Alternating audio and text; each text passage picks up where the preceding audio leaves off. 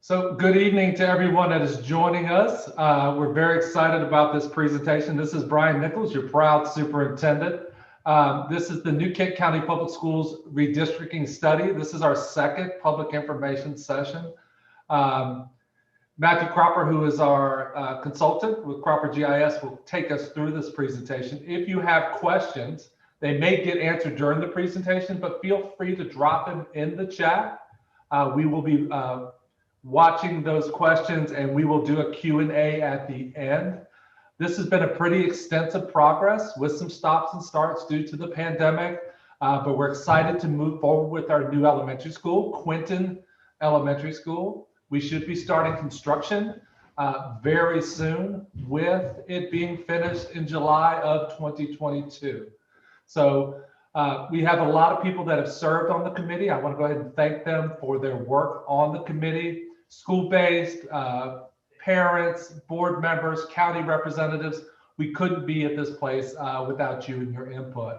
So I would like to, we did have one of our school board members on this committee. It's Kristen Swinford, and she is on this panel with us. And I wanted to give her an opportunity to say a few words before we move it over to Matthew Cropper.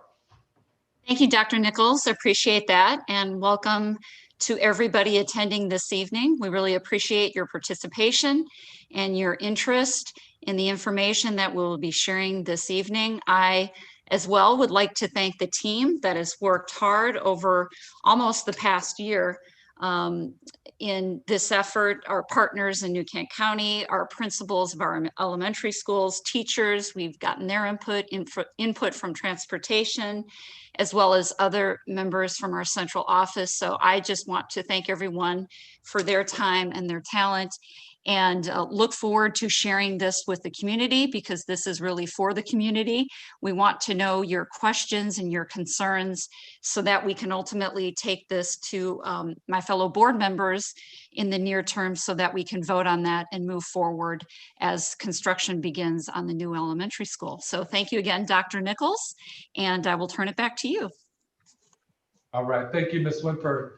We have dropped a few helpful links in the chat for you with the presentation, the interactive map, and the statistics handout. This is just the next step in the conversation. As Ms. Swinford said, it will go before the board in a couple of separate readings, and there will be a survey, an opportunity for you to weigh in on these options, as well as if you have somebody that did not get to see this presentation live, it is being recorded, and we will push it out on our website, our redistricting site, and social media. So I'd like to introduce Matthew Cropper and thank him for his partnership throughout this work and getting us to this point. So Matthew, I'll turn it over to you. Thank you, Dr. Nichols, and thank you all for coming and participating in this public information session this evening. As Dr. Nichols said, if you have questions as I go through the presentation, there is a Q&A feature in this webinar, and you'll notice under where you can mute your, where you can like see all your controls on the Zoom, there's a Q&A. If you have any questions as we continue to give the presentation, you can type those in, and then we will go through the questions, review the questions, and do some Q&A after the presentation is over. So feel free to do that as we go through. And I'm going to go through a presentation, and the main objectives for this night's meeting is to give you an overview of the process and timeline for the work that we've been doing. We want to introduce and review these draft options A and B. And so we've been working with, as Ms. Swinford said and Dr. Nichols said, we've been working with a group of people in evaluating options, and they have been school administrators, school level principals, and building level staff. We've also had county government, the county planners, and people have been around the table with us as well. And then we've also had some parent volunteers serving on this committee to give us some local perspectives. So we've had a really good broad-based group to evaluate these options. And this is what we're going to really give you an overview on tonight. And then ultimately would like to get some feedback from you via a survey that we have put together. And that survey should be posted on the school district webpage tomorrow. by tomorrow. And so you'll be able to see a copy of this presentation that I'm giving.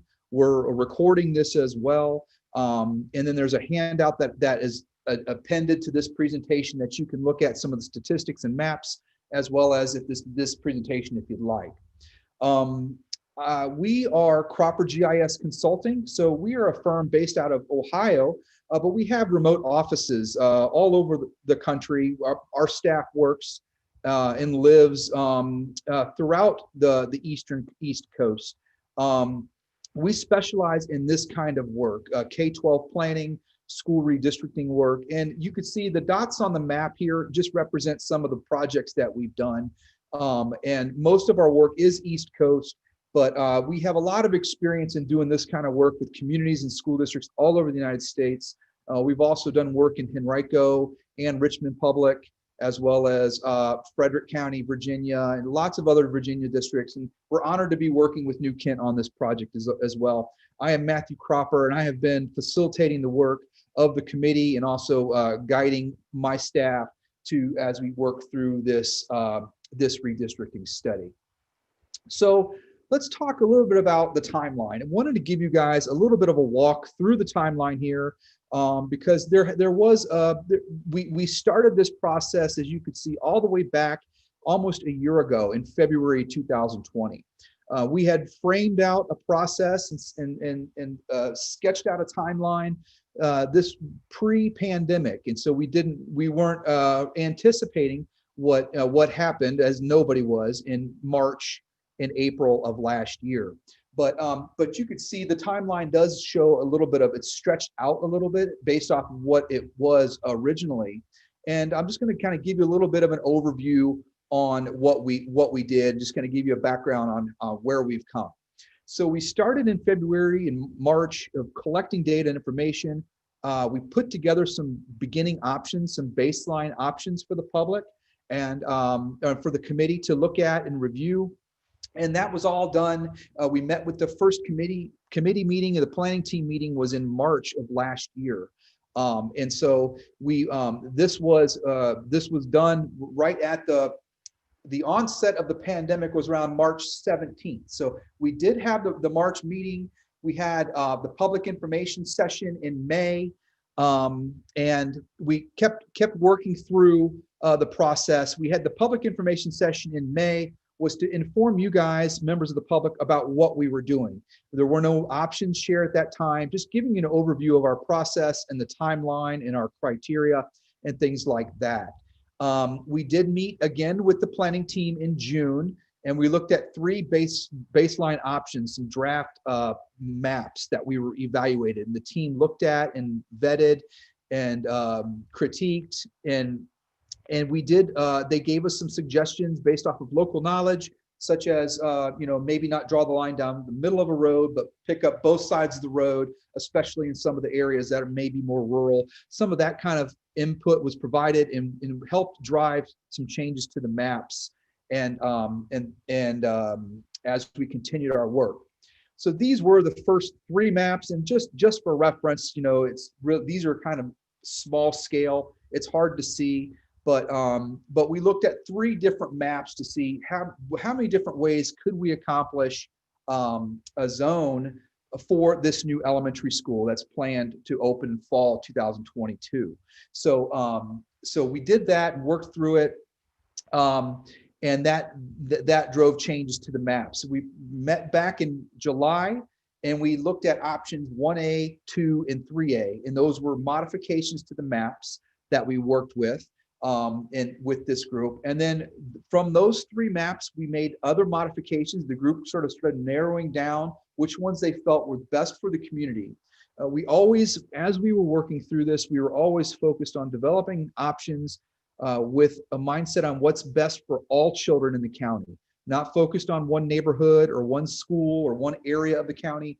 The focus has always been developing a plan that best meets the needs of all children in this county.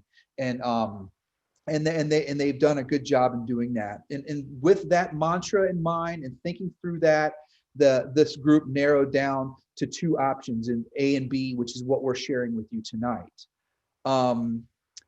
And we did pause from July till December. The district hit the pause button on redistricting.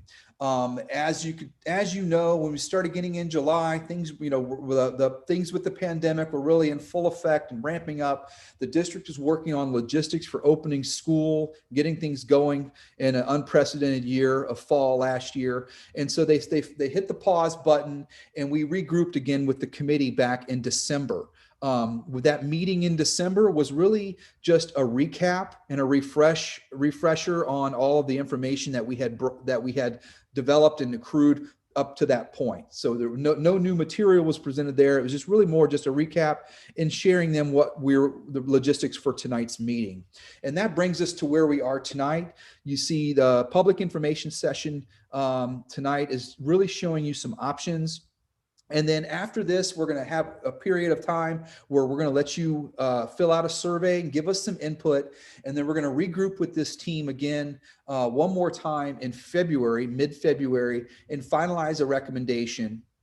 And then that recommendation will be presented to the board in March, on March 1st. And so we're moving along, and so we're back on track, and excited to share these maps with you guys tonight. A little bit about the background and how we're analyzing data. You'll see some estimates, enrollment estimates. We estimate the number of students in the buildings, and we estimate the utilization of the buildings, and as we do our work. We do this based off of a student file that the district provides to us, and we map out every single student in the district. And then we could see a distribution of where all the kids live in the district, and we can count students on any particular street or any neighborhood, or roll it up to any particular level. So it really makes the process accurate and efficient. And where our assumptions are that if you live inside an attendance area, that's the school that you would go to. We know that there will be some students who attend for special programs out of zone, and we don't expect that to change. But the best way to do this and to estimate enrollment is if you live in a zone, we're counting the students at that school, and that's really the best way to do it here for New Kent. The new elementary school is planned to have a capacity of 750 students. It's being constructed on closer on the western side of the county. And so that's the real objective for us, is populating that new school, providing some relief to the other two elementary schools, and making things equitable and balanced while we do that.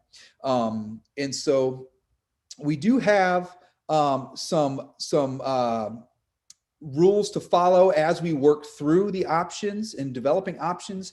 We are trying to assign students as close to their home as possible, balancing utilization of the schools, and trying to be mindful of transportation efficiency, and making sure that students, if students are as close to the home as possible, that aligns with transportation efficiency. And we do have a couple of differences between the two options that have some pros and cons to them, but and I'm going to show those to you here right now, so you can kind of see what we're talking about.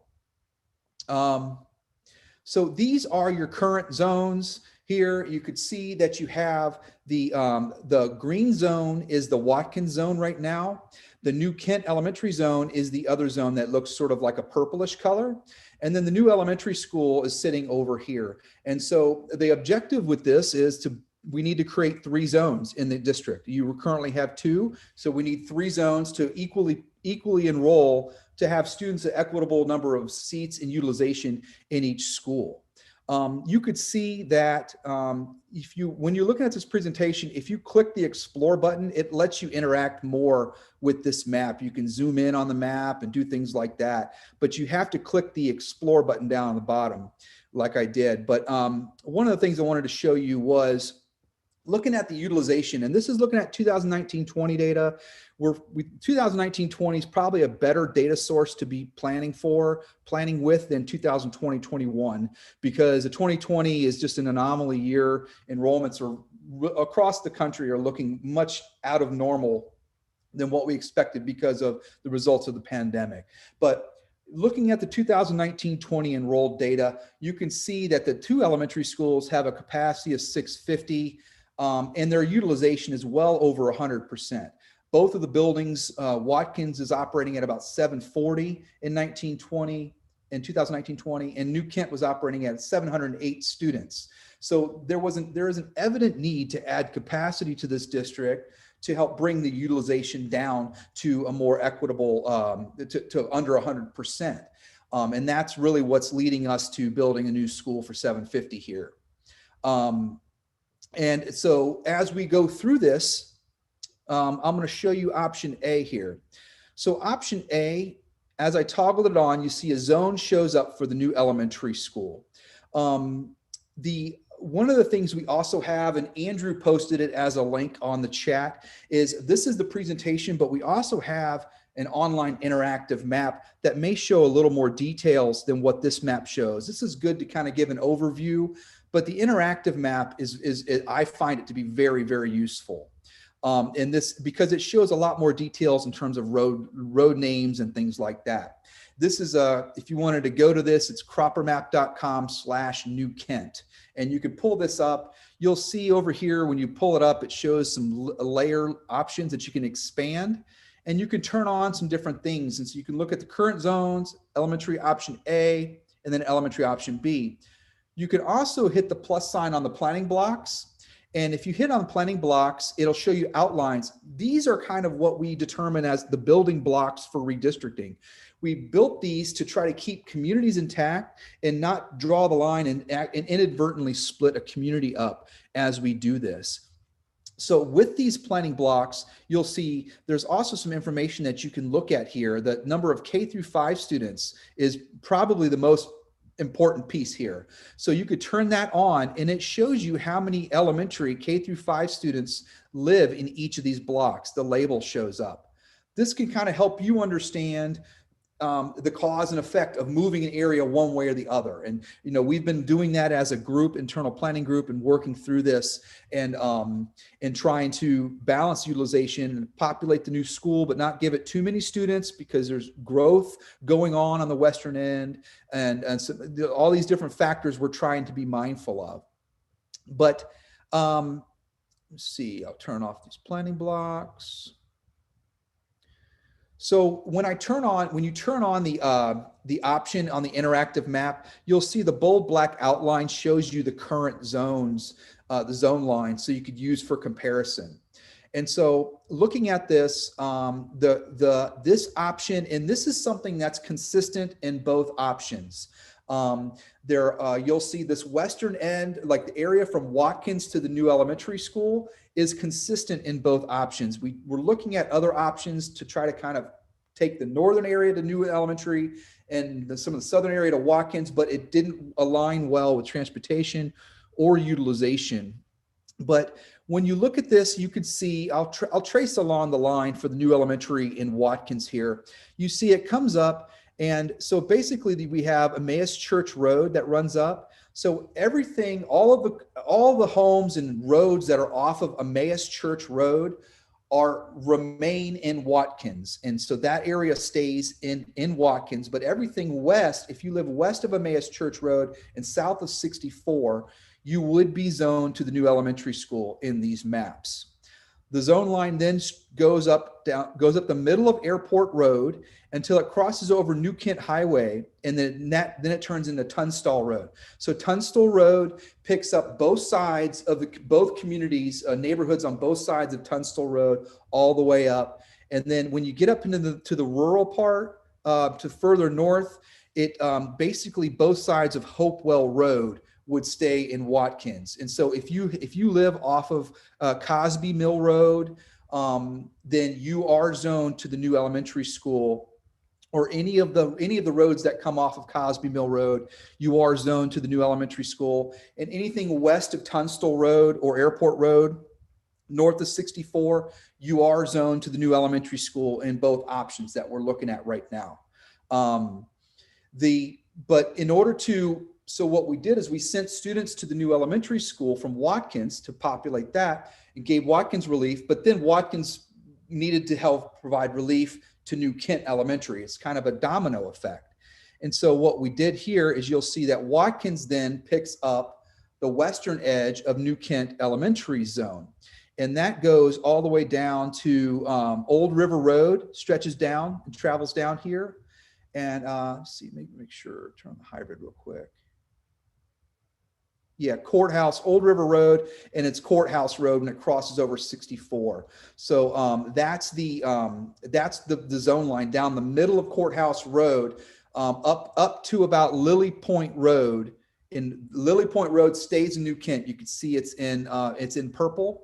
But then everything off of Old River Road, west of Lily Point Road, would go to Watkins in this map. And then the zone line follows down the middle of Courthouse Road or Old River Road. So if you're on the west end of Courthouse Road, you're at Watkins. And if you're on the east end of Courthouse Road or Old River Road, you are remain in New Kent Elementary. The zone line then stretches south of 64. You could see this is the Brickshire development, and there's another development that's in two subdivisions in neighborhood communities that are off of Kentland Trail as it stretches into these communities. So this particular option does cut the line off between the development that up to Brickshire would feed into Watkins, and then Brickshire in this map would remain in New Kent Elementary. And you see that the zone line for Watkins stretches around Brickshire and does come down into some communities off of Mount Pleasant Road all the way up to Wisteria Trail. And these would feed into Watkins as well. This was really done as trying to balance utilization. We looked at options that had Brickshire going to Watkins, but what it did is it inadvertently emptied out New Kent Elementary, because the foundation or the core in terms of total numbers of students for New Kent Elementary is in Brickshire. There are a lot of students east in the rural roads and communities and the remainder of New Kent Elementary, but that Brickshire development does have a lot of kids in it, and moving it one way or the other causes a great imbalance in utilization. And so you could see that this is the configuration for option A, where Watkins picks up, they send some to New Elementary, they gain some, the western edge of New Kent Elementary, and the result in this is a fairly balanced scenario. If I look at the numbers here, you could see what this does is it puts a relatively equitable amount of students in the schools. You could see that the utilization for the two existing schools, Watkins and New Kent, is around 500 students. And we were looking at not only percent utilization, but we were also looking at total numbers of students in the building to kind of have it equitable in that way. And that helps with streamlining course offerings and programs and things like that from building to building. It's good to have a similar number of students in each building. And you could see we did do that. The new elementary has fewer than 500. It's at 440 in this map, but we do anticipate some growth in this area, and we do anticipate some new construction and things like that contributing and adding some more students to the new school. The race and ethnic composition, we did study the demographics and the impact on demographics, and we didn't really see any impact on demographics with one way or the other as we work in this, work through these options. This option does impact 640 students. So we would be moving 640 total students, and you could see that the table below shows you 440 of those are going from Watkins to the new school, and then New Kent sends 200 to Watkins to balance out that utilization, that western edge of the New Kent Elementary zone. Option B does look very similar. So I'm going to turn on option B, and what you'll see is the only difference between these two maps that we are narrowing down is this community, whether the community that's in front of Brickshire, whether that stays in New Kent or not. So when I turn on option B, you'll see that this turns purple. And I'll show you the map again, just to be consistent with this. So if I turn on option B,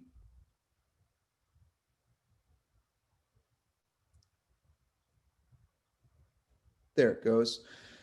You could see that this is more squared off here. And so basically all of the communities off of Courthouse Road and Kentland Trail and Kentfield Road here, these would all, this whole area would remain in New Kent Elementary School. Everything else that I expressed, that I talked about on the western edge of the district stays consistent between A and B. This is really the only area that differs in these two drafts that we're looking at. And if you look at the utilization and the numbers here, you could see how things play out. So in this map, Watkins has 456 students. The New Kent Elementary has 552. The other option had them both at about 500. And the committee is really looking at this, and they know that there is still development ongoing in Brickshire. It's still building out, and it's still expected to add more students to the district. So one of the kind of heartburns that the planning team has right now with this option is that New Kent Elementary may be a little high. There may be a little bit of an imbalance here because the ongoing development in Brickshire, and there may be just a little bit of an imbalance between Watkins and New Kent in this map. Not something that's totally prohibitive to that rules out the option. It's still viable, but it does have a little bit less of a balance than option A. This map does impact fewer students. It impacts 590, so about 50 or so fewer students, and then just a fewer students, as you could see, are getting sent from New Kent to George Watkins, 150 as opposed to 200 in the prior map. And so that is really those are the main differences between A and B in these maps that we're considering right now. And so that's really what we'd like you to give us some input on as you go through and fill out your survey as it relates to these options. So we do have our next steps are to, we have a survey that's out. That's going to be available on the New Kent webpage. They'll make it visible so that if you go to the New Kent County Public Schools webpage, you'll see redistricting there, and you'll be able to get access to this survey. We have a survey that's running. It's kicked off today, and it's going to go all the way through February the 7th. So we give you a couple of weeks to fill out the survey, and we encourage you to tell people about it and help and so that we can get as much feedback as possible. These maps are still draft. They are considered draft all the way until the school board approves a plan. So nothing is final until the board hits that gavel and they approve they vote and approve on a plan. So your input is important. We want to hear from you. And I know that we will continue to listen and hear what you have to say. And the district has even talked about reaching out to some of the communities that are impacted in this, to try to solicit some input, particularly the communities that differ between A and B and some of those. But no matter where you live in the county, even if you're not impacted, we would like to hear from you and get your feedback. So the survey is important. February 7th is the deadline for that survey.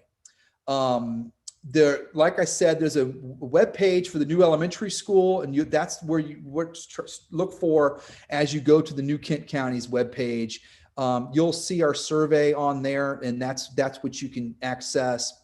And at the end of this presentation, we just have links to the online map and then some reports and presentations that we have provided previously to the public. So, so that is all I have for our presentation. Let's see, are there any questions, or is there anything that we can help answer or clarify for anybody who's in attendance? Matthew, I just wanted to jump in real quick. This is Brian again. Just want to thank you for going through the presentation. We've seen this information a lot, especially the committee, and going through the various options. I know for the public, this is your first time seeing it.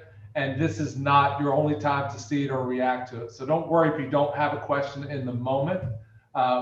You can still bring those questions through the survey and through our email to ask additional questions. What we'll likely do is we'll generate sort of a frequently asked questions guide, depending on the questions that we get, and post that to our website as well. So you can always go back to this presentation. You have the maps, and you can continue to work through those pieces. So if you have questions, feel free to drop them in now. But if you don't have them, feel free to send those after this information session. So we did get some questions around pre-K. Pre-K is part of the master plan for the school division. We actually have 3 pre-K classrooms outfitted in the new elementary school. I've got to start calling it Quinton Elementary, it has a name. So to continue the great work that we have at New Kent Elementary, but also expand that to Quinton to serve even more kids. So, so that is not outlined on the K-5 piece, but we can go back and put the pre-K and add that to the total. But just want you to know that pre-K is part of this project moving forward, and actually more information as far as an expansion of pre-K and service and additional kids. So we have a fantastic program which we want to keep in place, and opportunity to add additional classrooms moving forward. So we'll make that update. The committee has provided a lot of feedback, and we've made changes to the maps based on this feedback. So one of the important things that Mr. Cropper said is that this is a work in progress, so your feedback does matter. And we'll continue to make shifts and changes so that we put together the best redistricting plan possible. Dr. Nichols, if I could add a piece about the kindergarten, K through 5 and pre-K, it's best practice typically to plan with the K-5 enrollment and then in K-5 capacity as we work through this planning work. Pre-K is something that students don't always go to school based off of where they live for pre-K in terms of how they're enrolled. And it's more variable and then it's more fluid for pre-K, how they can cap enrollment and things like that. And so it's best practice to plan for K-5, but we can assure you that pre-K is getting overlooked here. The focus is K-5 because that's just basically students are fed to schools based off of the zone. But pre-K does that also to some extent, but it has more flexibility. And pre-K is usually just sort of something that's looked at in a separate from the K-5 population based off where they live.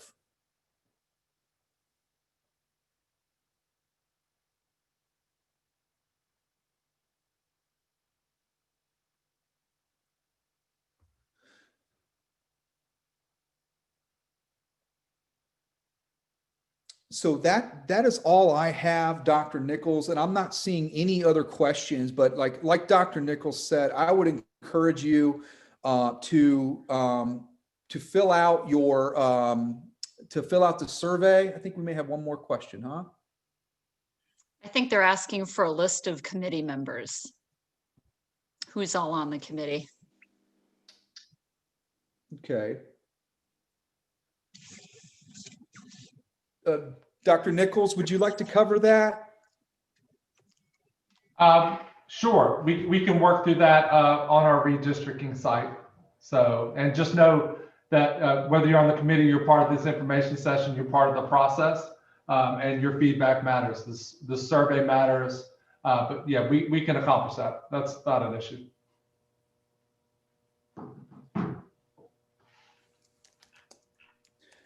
So that's all I have for now. And I would just encourage you guys to, fill out the survey.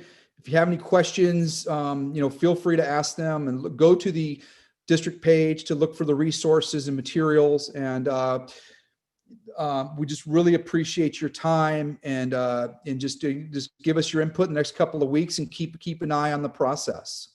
Dr. Nichols, that's all I have. I'll let you close it out whenever you're ready.